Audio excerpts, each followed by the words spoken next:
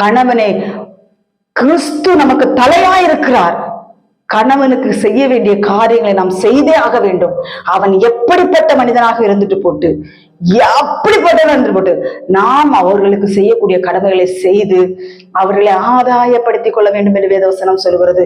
ஒரு ஸ்திரீ நல்லொழுக்கம் உள்ளவளா இருந்தால், தேவனுடைய கட்டளைக்கு கீழ்ப்படுகிறவளா இருந்தால், குணசாலியான ஸ்திரீயா இருந்தால், கணவனையும் அவள் ஆதாயப்படுத்திக் கொள்வாள் என்று வேதவசனம் சொல்கிறது. கணவனுக்கு சாப்பாடு பொங்கி கொடுக்கறது கிடையாது, கணவன் அலட்சியப்படுத்துறது, ஒரு மரியாதையான ஒரு பேச்சு கிடையாது, அனாவசியமான பேச்சு பேசுறது, இப்படிப்பட்ட காரியங்கள் இந்த பெண்கள்கிட்ட இருக்குது. இதெல்லாம் முதல்ல மாற்றணும். இந்த பெண்கள் மாற்றி கணவனுக்கு கொடுக்கக்கூடிய கணத்தை கொடுத்து, அவர்களுக்கு அந்த கணவன்மார்களுக்கு வேண்டிய சாப்பாடுகள் எல்லாம் டைமுக்கு ஆக்கி கொடுத்து, கணவன் தண்ணி மோந்துட்டோம்னா உடனே தண்ணி மோந்து கொண்டு கொடுக்கணும்.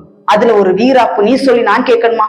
வரட்டு கௌரவங்கள் இயேசுவின் நாமத்துல அதுல மாறணும். கணவனுக்கு கொடுக்கக்கூடிய காரியங்களை நீங்க கண்டிப்பா கணவனுக்கு செய்யணும். கணவன் ஊழியக்காரரா இருக்கலாம், விசுவாசியா இருக்கலாம், கணவனுக்கு செய்யக்கூடிய காரியங்களை நீங்கள் செய்யலைன்னா பரலோகத்துக்கு போக மாட்டீங்க. அவ்வளவுதான். அது நீங்க முழங்கால் படி 8 மணிக்கூர் கணக்குல ஜெபிக்கலாம், எப்படி வேணாலும் செய்ய. கணவனுக்கு கொடுக்கக்கூடிய கணத்தை நீங்க கொடுக்கலாம், பரலோகம் போக மாட்டீங்க. அதேதான் கணவன்மார்களுக்கும். மனைவி பலவீன பாண்டமா இருக்கிறாள் என்று கர்த்தர் சொல்லுகிறார். பலவீன பாண்டமா இருக்கிறனால மனைவிக்கு என்னென்ன காரியங்கள்